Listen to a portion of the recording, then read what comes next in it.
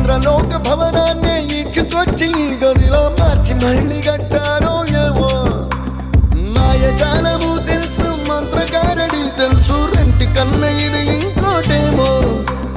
నీలాకాశం నేలాకొస్తే ఇట్టాగే ఉంటాదో ఏమో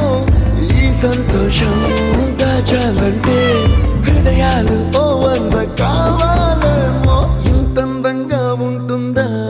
ఈ లోకం